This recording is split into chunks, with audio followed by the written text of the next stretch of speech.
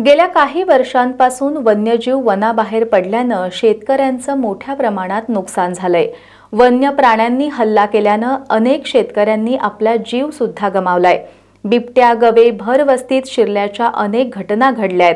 याचाच अर्थ वन्य प्राण्यांचा वावर सध्या मानवी वस्तीकडे वाढत चाललाय। राधानगरी वन्यजीव कार्यालयाच्या परिसरात गेल्यानंतर वन्यजीव प्रशासनाची कार्यपद्धती कशा पद्धतीने चालते हे आपल्याला समजतं। नागरी वस्तीत ही स्थिती असेल तर 351.16 चौरस किलोमीटर क्षेत्र असणाऱ्या राधानगरी अभयारण्याची काय स्थिती असेल असा प्रश्न सध्या निर्माण होतोय। या परिस्थितीचा आढावा घेतलाय आमचे प्रतिनिधी नामदेव कुसाळी यांनी। गेली काही वर्ष वन्यजीव आणि मानवी संघर्ष आपल्याला पाहायला मिळत आहे। वन्यजीव हे वनाबाहेर येऊन शेतीचं तर नुकसान करतच आहे, त्याचबरोबर अनेक शेतकऱ्यांना वन्य प्राण्यांच्या हल्ल्यात जीव गमवावा लागलेला आहे। काल परवाचीच गोष्ट, बिबट्याने कोल्हापूर शहरामध्ये प्रवेश केला आणि त्या ठिकाणी मोठी दहशत निर्माण केली। असे वन्य प्राणी हे वनाबाहेर का येतात याची उकल होण्याची आज खरंच गरज आहे। आज आपण उभे आहोत राधानगरी वन्यजीव कार्यालयाबाहेर। राधानगरी वन्यजीव कार्यालयाच्या बाहेर आल्यानंतर इथं आपल्याला एक नामफलक पाहायला मिळतोय। आपण पाहू शकताय या नामफलकावरती महाराष्ट्रातील प्रथम अभयारण्य राधानगरी अभयारण्य याची स्थापना इथं दिलेली आहे 1958। तसेच हे जागतिक वारसा स्थळ म्हणून 2012 साली घोषित झालेलं आहे। इथं जे अभयारण्याचे क्षेत्रफळ दिलेलं आहे ते 351.16 चौरस मीटर इतकं इथं लिहिलेलं आहे, परंतु वास्तविक पाहिलं तर या अभयारण्याचे क्षेत्रफळ हे 351.16 चौरस किलोमीटर इतकं आहे। परंतु इथल्या ज्या प्रशासनानं इथं जो ही मोठी चूक केलेली आहे, ही चूक हे गेले अनेक दिवस इथं हा नामफलक पाहायला मिळतोय। नेमकं इथल्या प्रशासनाला या अभयारण्याचं क्षेत्रफळ माहीत नाही की हे त्यांना हे मुद्दामहून करायचं आहे किंवा यांना कोणत्याही प्रकारचे गांभीर्य नसल्याचं आपल्याला दिसून येतंय। नेमकं याविषयी आजच्या या ग्राउंड रिपोर्टमधून जे वन्य प्राणी आणि मानवी संघर्ष होत आहे या पाठीमागे वन्यजीवचे काही जबाबदारी आहेत का हे आणि इतर काही आपण जाणून घेणार। वन्यजीव कार्यालयाच्या आवारात आल्यानंतर आपण कशा प्रकारे दुरावस्था इथं आहे हे आपण पाहू शकताय। इथं मोठ्या प्रमाणात दुरावस्था आपल्याला दिसून येते। या ठिकाणी जे गवारेड्याची किंवा प्राण्यांची माहिती दिलेली आहे त्याच्या ज्या फरशा आहेत त्या फरशासुद्धा फुटलेल्या आहेत। त्याचबरोबर इथं काही मोठ्या प्रमाणात अस्ताव्यस्तता अशी दिसून येते आहे।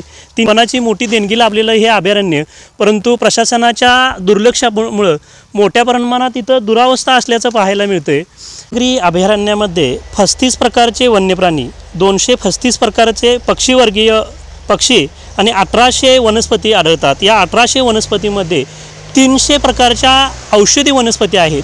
आणि हे असं असताना सुद्धा आता वन्यजीव विभागाच्या कार्यालयाच्या बाहेर आपण कशा प्रकारे प्लॅस्टिकचा कचरा साठलेला आहे हे आपण बघू शकताय। मोठ्या प्रमाणात बाटल्या आणि इतर प्लॅस्टिकचा कचरा हा साठलेला आहे। हे जर वन्यजीव कार्यालयाच्या बाजूला असं असेल याचा मानवी हस्तक्षेप मोठ्या प्रमाणात झालेला असल्याचं आपल्याला यावरूनच समजू शकतंय। शासनाच्या काही लाखांचा निधी खर्च करून इथं एक निसर्ग माहिती केंद्र उभारलेलं आहे। राधानगरी वन्यजीव अभयारण्याने हे निसर्ग माहिती केंद्र उभारलेलं आहे। नेमकं या निसर्ग माहिती केंद्रामध्ये आतमध्ये जर डोकावलं तर या माहिती केंद्रामध्ये कोणत्याही प्रकारची वन्यजीवांची किंवा निसर्गाची माहिती नाही आहे।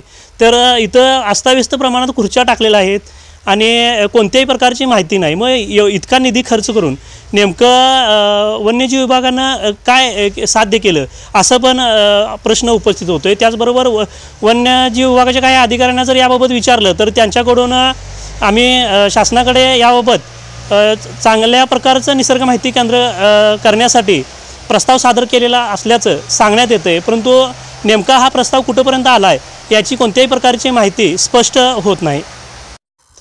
राधानगरी आणि दाजीपूर अभयारण्यामध्ये मोठ्या प्रमाणात पर्यटक इकडे येत असतात।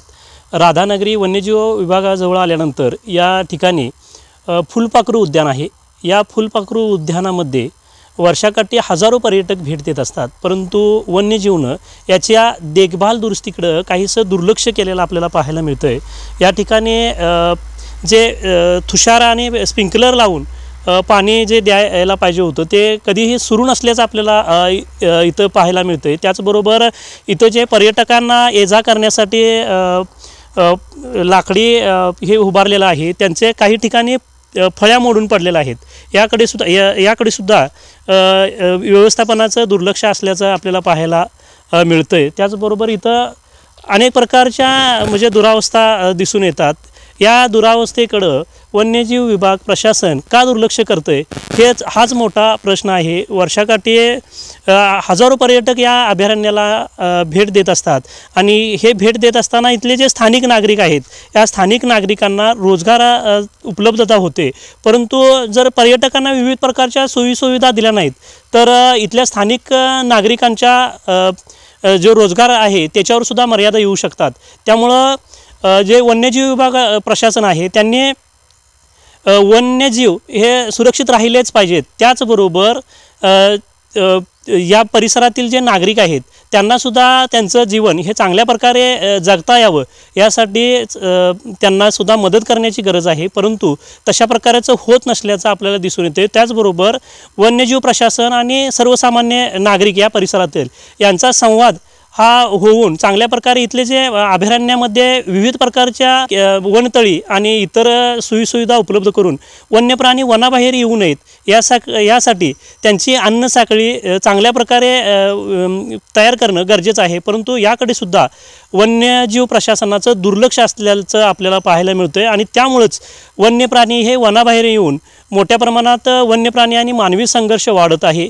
वन्य प्राणी आणि मानवी संघर्ष थांबवण्यासाठी वन्यजीव विभागाची महत्त्वाची भूमिका आहे, परंतु ही भूमिका वन्यजीव प्रशासनानं समजून घेऊन चांगल्या प्रकारचं कार्य करणं गरजेचं आहे। एस न्यूजसाठी नामदेव कुसाळे, राधानगरी।